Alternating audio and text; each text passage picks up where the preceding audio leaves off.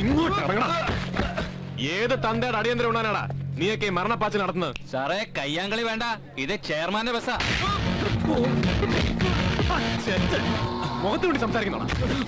ചെയർമാന്റെ വണ്ടിയാണെങ്കിൽ നീയൊക്കെ ഈ പാവങ്ങളുടെ ജീവൻ വെച്ച് റോഡിൽ കൂടെ വിമാനം പറത്തി കളിക്കും അല്ലടാ. എന്റെ പൊന്ന് സാറേ, പലതവണ ഞങ്ങൾ പറഞ്ഞതാ സ്പീഡ് ഒന്ന് കുറയ്ക്കാൻ. ഇവന്റെ സ്പീഡ് കുറയ്ക്കാൻ പറ്റുമെന്ന് ഞാനും നോക്കട്ടെ. വണ്ടി 2 സ്റ്റേഷനിലേക്ക് എടുക്കും.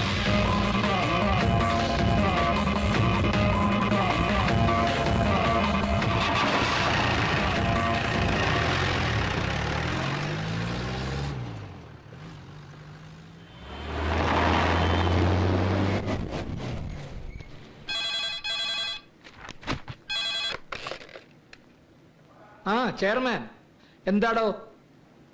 എവിടെ വെച്ച്? പുതിയ എസ്ഐയോ? അത് ഞാൻ വിളിച്ചു പറഞ്ഞേക്കാം.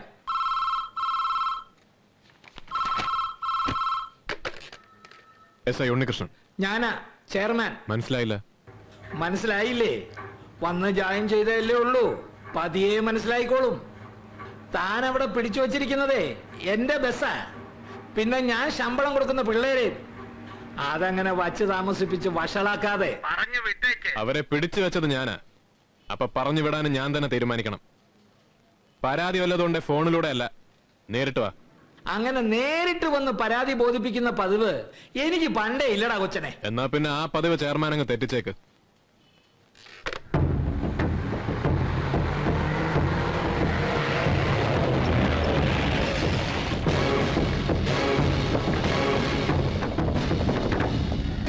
നമസ്കാരം സാർ.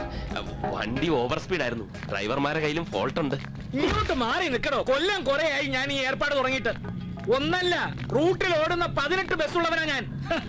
അത് ഏത് വേഗത്തിൽ ഓടണം, എങ്ങനെ ഓടണം, എവിടെ ഓടണമെന്ന് ഇവരൊക്കെ ശമ്പളം കൊടുക്കുന്ന ഞാൻ തീരുമാനിക്കും. ഈ നഗരം ഭരിക്കുന്നവനാ ഞാൻ. എന്റെ പതിവ് തെറ്റിക്കാൻ തോളത്ത് 2 നക്ഷത്രവും വെച്ചോണ്ട് ഒരുത്തൻ ഇറങ്ങി പുറപ്പെട്ടിട്ടുണ്ടെങ്കിൽ അവനെ ഒന്ന് നേരിൽ കണ്ട് പരിചയപ്പെടാൻ തന്നെയാണ് വന്നിരിക്കുന്നത്. നമസ്കാരം. ആ പറഞ്ഞ 2 നക്ഷത്രം ഈ തോളത്താ ഉള്ളത്. ഈടാ കോപ്പെ, നീ എന്താ മനസ്സിലാക്കിയത്? എന്റെ പിള്ളേരെ നടുറോട്ടിലിട്ട് തല്ലിയതും പോരാ, ആ പ്രശ്നം സോൾവ് ചെയ്യാൻ ഈ ചെയർമാൻ ജഗന്നാഥൻ നിന്നെ പോലൊരു പീര എസ്ഐയുടെ മുമ്പിൽ വന്ന് ഓച്ചാനിച്ചിരിക്കണോടാ. നിക്കണ്ടി വരും. റോഡിൽ കിടന്ന് തെമ്മാടിത്തരം കാണിച്ചിട്ട് അത് ചോദിക്കാൻ ചെന്ന എസ്ഐയുടെ മുഖത്ത് ചൂണ്ടി നിന്റെ ഈ പുള്ള സംസാരിച്ചിട്ടുണ്ടെങ്കിൽ ആ പിള്ളാരെ ഇറക്കിക്കൊണ്ടു പോകാൻ നഗരം ഭരിക്കുന്നവനല്ല, ഏത് മറ്റടം ഭരിക്കുന്നവനാണെങ്കിലും ഇവിടെ വന്ന് ഓച്ചാനിച്ച് നിൽക്കേണ്ടി വരും. എടാ കൊച്ചനെ, മര്യാദയ്ക്ക് അവരെ ഇറക്കി വിട്ടേക്ക്. അല്ലെങ്കിൽ പിന്നെ ഇതിന്റെ പേര് തെറിച്ചുപോയ നിന്റെ തൊപ്പി തിരിച്ച് ഈ തലയിൽ വയ്ക്കാൻ നിന്നെയൊക്കെ ഉണ്ടാക്കിയ തന്ത എന്റെ മുമ്പിൽ ഒന്ന് ഓച്ചാനിച്ച് നിൽക്കും. പോലീസ് സ്റ്റേഷനിൽ കയറി വന്ന തന്തയ്ക്ക് പറയുന്നോടാ. നീ ഞങ്ങളുടെ ചെയർമാനെ തല്ലി. അതിന്റെ പേര് ഇവന്റെ പിണ്ണാക്കിൽ നിന്ന് ജീവിക്കുന്ന നിനക്കൊക്കെ നൊന്തെങ്കിൽ പോയി പരാതി കൊടുക്കണം.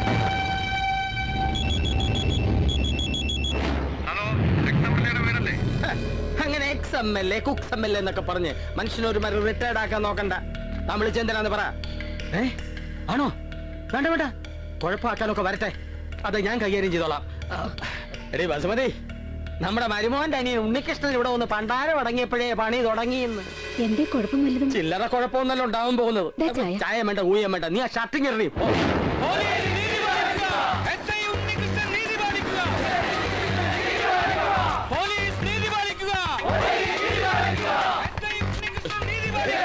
നിങ്ങളിങ്ങനെ അലറാവേ അലറാവേ.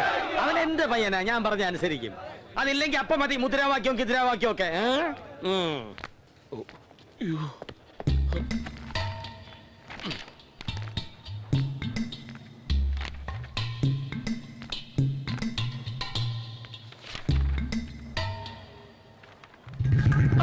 അമ്മാവനോ?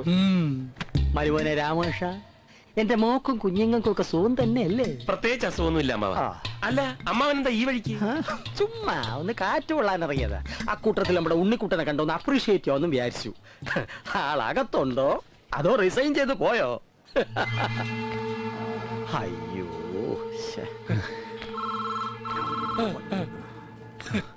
അതെ, ഉടനെ കുറച്ച് ഫോഴ്സിനെ വേണം. പെട്ടെന്നായിക്കോട്ടെ. എന്റെ മോനെ ഉണ്ണിക്കുട്ട, ഒന്നും പറയണ്ട, ഇരിക്കെ. നീ ഇങ്ങോട്ട് വന്നു എന്നറിഞ്ഞപ്പോ തന്നെ അവിടെ വീട്ടിൽ വന്ന് നേരിട്ട് കണ്ടൊന്ന് അനുമോദിക്കണമെന്ന് വിചാരിച്ചതാ.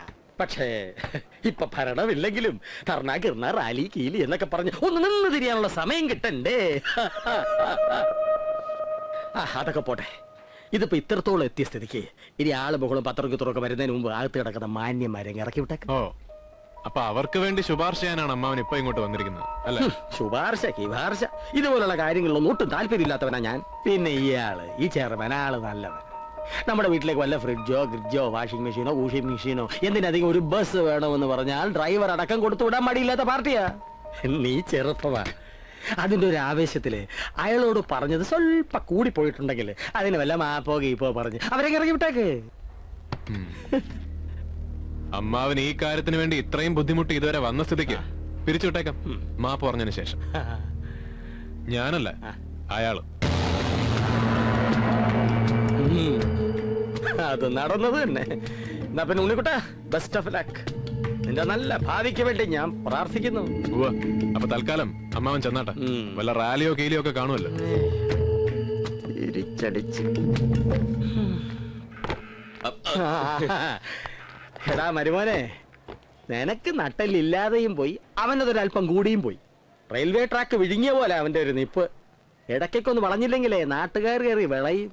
നീ അതൊന്ന് ഉപദേശിച്ചു കൊടുത്തേക്ക്. Okay okay.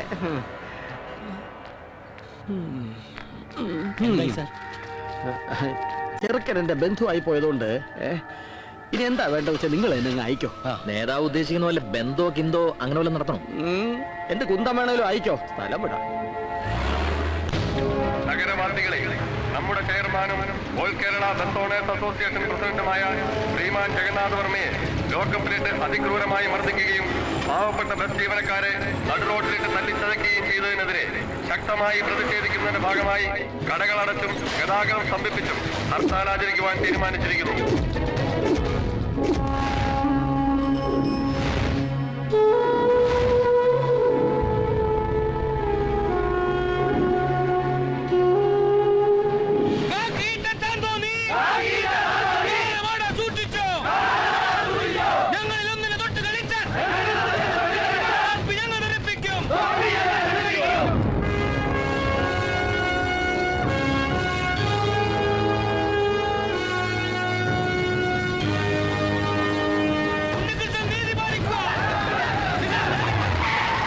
സുഖമില്ലാത്ത കുട്ടിയാ, മെഡിക്കൽ കോളേജിലേക്ക്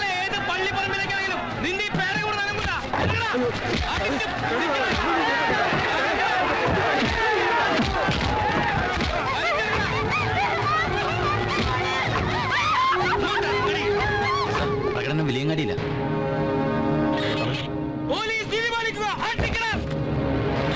Half the battalion ASI follow me. The rest can stay.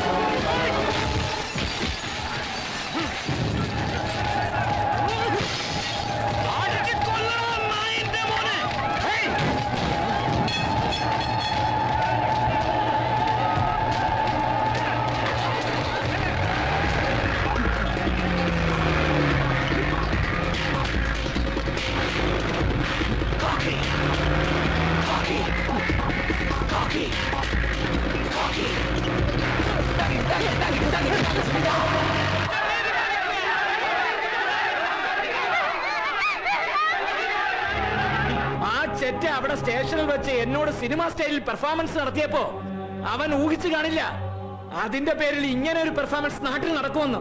നമ്മുടെ പയ്യന്മാരെ നന്നായി ഇളകി കളിച്ചിട്ടുണ്ട്. ഇതെന്തായാലും ചെയർമാന്റെ പൊളിറ്റിക്കൽ ഇമേജിന് ഗുണം ചെയ്യും. പൊളിറ്റിക്കൽ ഇമേജ് ഒക്കെ ഈ പത്മിനിയുടെ ഇല്ലെങ്കിൽ കാണാമായിരുന്നു.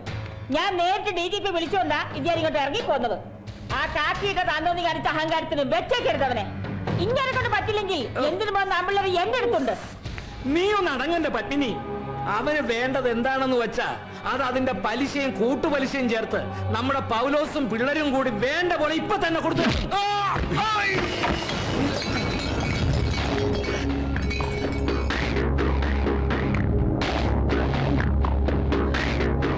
എനിക്കിട്ട് വേണ്ട പോലെ അങ്ങോട്ട് ഉണ്ടാക്കി തരാൻ എവനെ പോലത്തെ ഉണ്ണാക്കന്മാരും ഈ നിൽക്കുന്ന പത്മിനി കൊച്ചമ്മയുടെ അണ്ടർഗ്രൗണ്ടിൽ ടൂട്ടി വളർത്തിയ എന്തിനും പോകുന്ന മറ്റവന്മാരും എല്ലാവരും കൂടെ അങ്ങോട്ട് ഇറങ്ങി തിരിച്ചാലും ഈ SI ഉണ്ണികൃഷ്ണന്റെ ഒരു രോമം പറിച്ചെടുക്കണമെങ്കിൽ നീയൊക്കെ വേറെ തന്തയ്ക്ക് ജനിക്കണോടാ.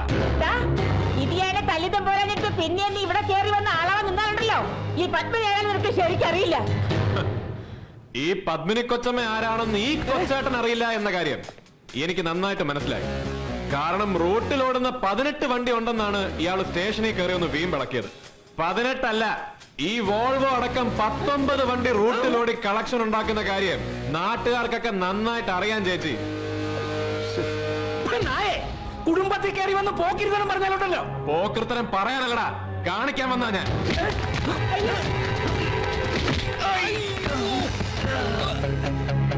നിന്റെയൊക്കെ തോന്നിവാസത്തിന് തോന്നിയ പോലെ ബന്ധം ഹർത്താലും പ്രഖ്യാപിക്കുമ്പോ അതിന്റെ പേര് ഇവനൊക്കെ കയറി പൂന്ത് വിളയാടാനുള്ള അല്ലടാ സർക്കാരിന്റെ പോലീസ് ജീപ്പ്. അതിന്റെ കണക്ക് ഇവിടെ കയറി വന്ന് അപ്പ തീർത്തില്ലെങ്കിൽ പിന്നെ ഈ മീശയും കളഞ്ഞ് കൊച്ചമ്മ പറഞ്ഞ എന്തിനും പോകുന്ന ആമ്പിള്ളേരിൽ ഒരാളായി ആ പണിയെടുത്ത് ജീവിക്കും ഞാൻ.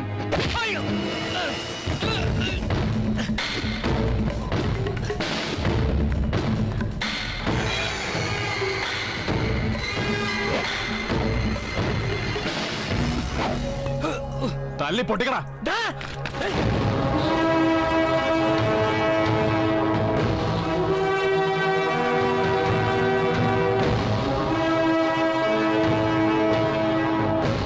തല്ലി പൊട്ടിക്കടാ പൊലയാടി മോനെ.